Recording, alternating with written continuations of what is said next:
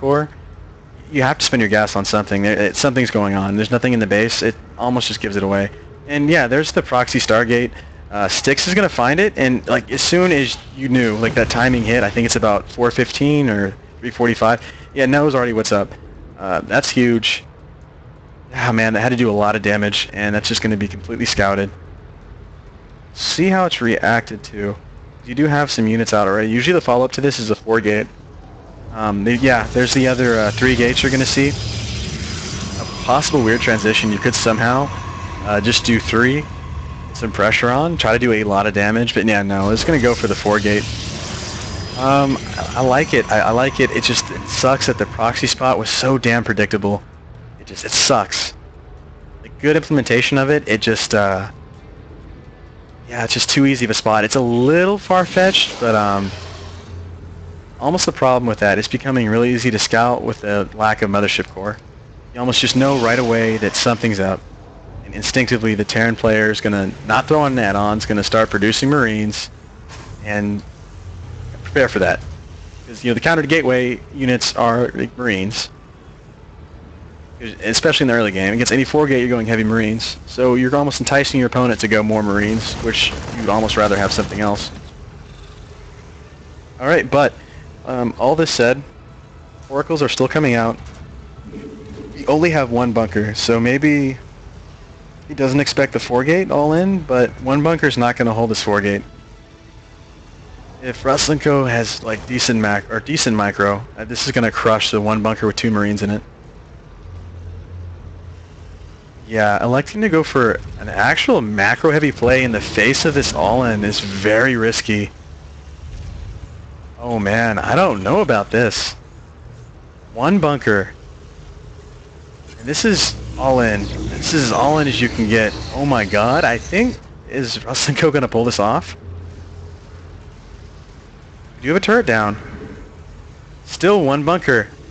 Oh, going for stem. He's going for a macro play. He's going for a timing push. Yeah, I don't think he's gonna get it. Stem takes forever. Combat shield could have already been done. Only 2 bunkers. Oh my god, this is gonna be so close. 8-minute mark. It's now getting a little late for a 4-gate. I don't know where the initial attack is. It should have already came. There's a high ground, low ground push. You gotta think it's coming soon, but no. Warping all the way in down here. This is just weird on so many levels. Time warp going down, not hitting too much of anything. Going for the stem, doesn't get it. Instead loses both oracles, but is pulling the army out of position, and in marches the main army. There's no SCVs to repair at all. That's a lot of zealots. I don't know if he can get in position. Has to pull all the SCVs as well. There's a force field beautifully placed on the high ground, locking the Marines in there. He's going to have to lift off. Here comes the oracles as well to get vision on the high ground. And all those SCVs are trapped by another colossal force field. Oh my god, and she pulled it off. Oh, dang girl, that was crazy. That 4-gate, I can't believe that just happened. Well played by Rustlin Co. That's the match. Goes on to the finals with an all-in.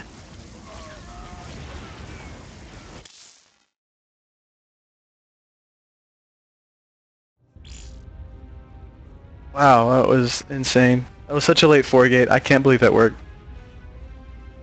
That was an 8-minute 4-gate. Oh my gosh, that was intense. That was such a good game. Oh my gosh, good game from both players. Oh, I derped it that hard. Derp.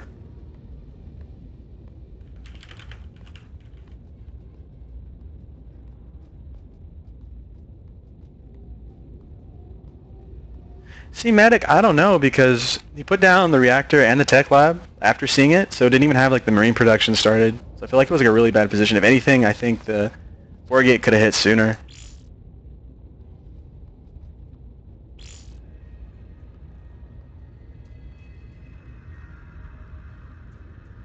But I digress.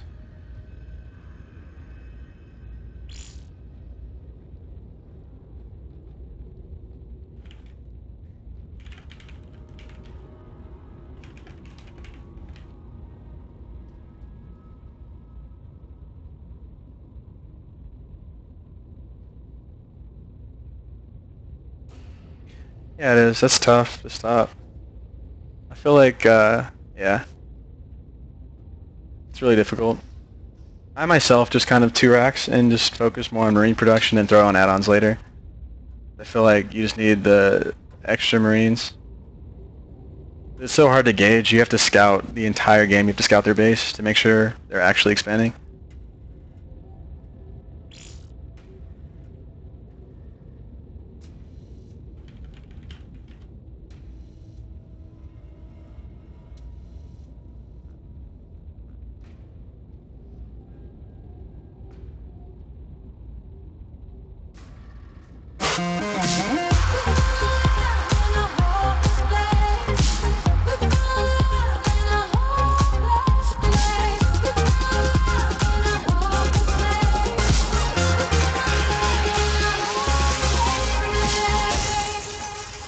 You blocked me on Facebook, and now you're going to die.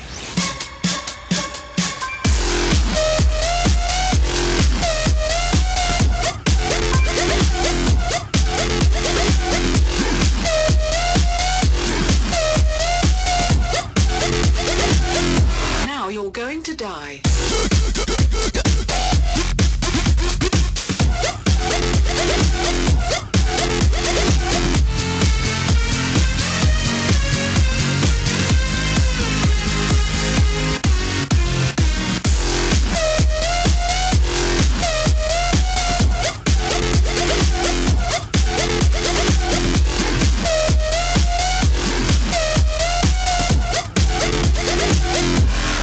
Me on okay, Facebook. there we go.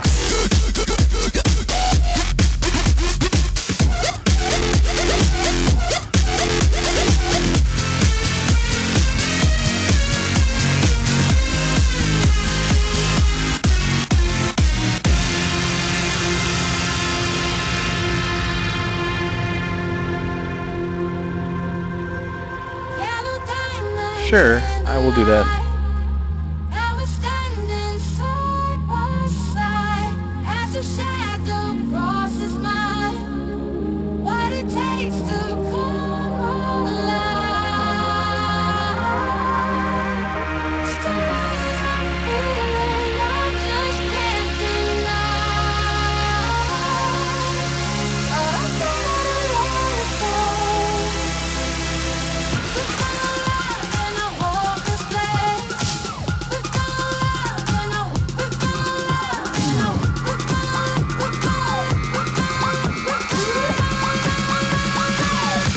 You're going to die.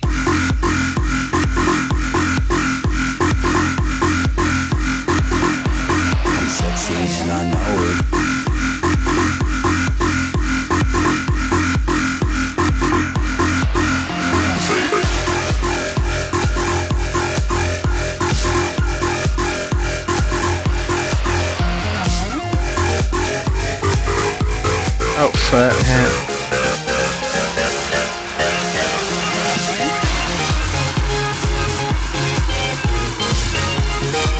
Alright, finals underway. Both players going a long road, almost 4 hours to play so far. We got our finals though, and they're awesome games all over the freaking tournament today. And we got Kelly over here, top right, in the teal. The Ruslenko was able to pull off that monstrous comeback against Styx, a Terran player, with 4-gate all-in. Their opponent, though, over here in the bottom left, was done with the game already in the finals almost an hour ago. Is Kelly in the pink. See how this one plays out. Both players bring a lot of talent into this matchup. And Protoss versus Protoss is so up in the air at the moment.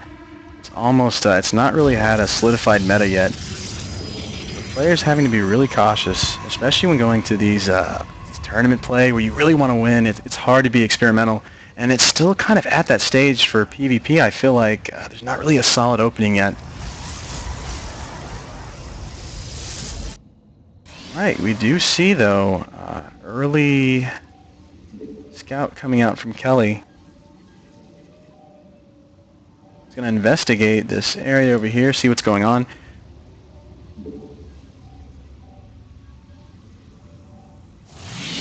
Build's fairly similar. Gate was dropping almost identical times. I guess what we want to see is if one player goes towards Blink and the other goes Robo. So we have a little bit more Immortals on one side. That all kind of goes out the window, though, with this Mothership Core, because I feel like you almost want to go heavy Blink and then slowly transition into that Robotics army, because with the recall, you can just push out with the gateway units and test that army so early, almost risk-free. Whereas if you're Robo, you're not as mobile in that initial attack, and while you can still recall, it takes you so long, and you have to make sure your army's in perfect position.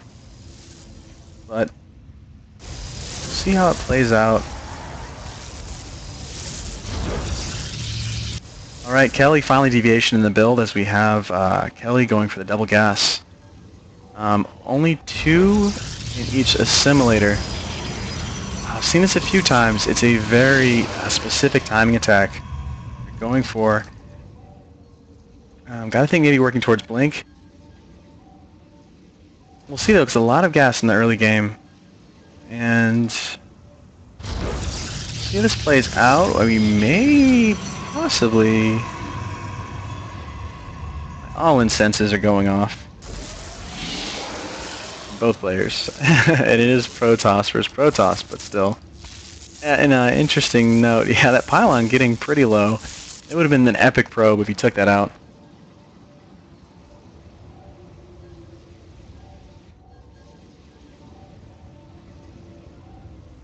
Maybe a standard 2-gate expansion. Some early harass play.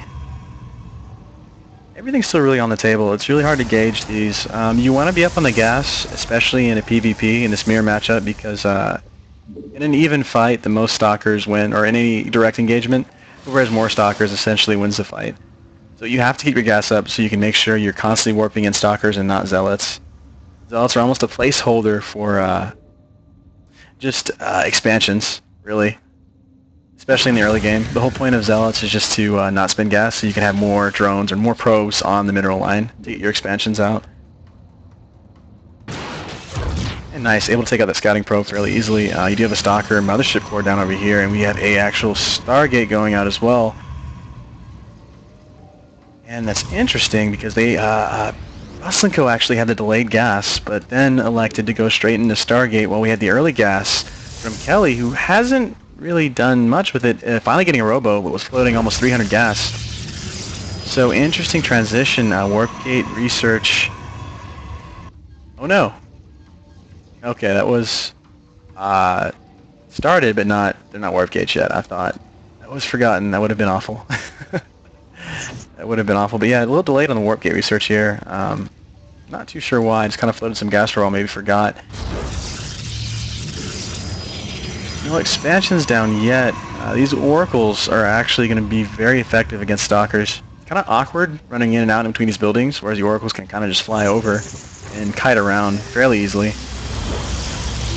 And you see now an actual 3-gate Robo, an old school Wings of Liberty right here. Usually, yeah, going to go for an expansion, most likely. Going to get that early observer out, get good position, get good scouting information, go into the early expansion, and decide whether to put on pressure or to continue macroing depending on what they see. But here we have an engagement getting ready, but that Sentry warp in, kind of clutch timing right when Rustlin Co. got there. Sentry, Zealot, and the Observer, even for Vision, already all out on there, where you just have the Mothership Core 3 Stalker. But Nexus down very fast for Rustlin Co., so going towards that macro-centric play again.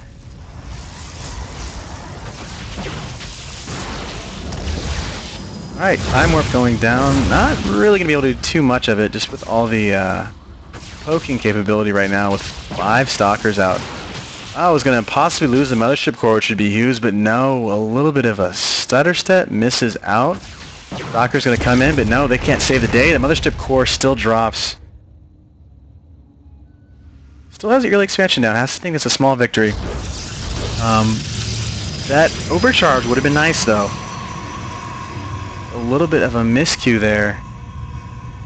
The gateway unit's going to get there in time is what I want to know, because he's going deep right now. Has a significant army advantage as well.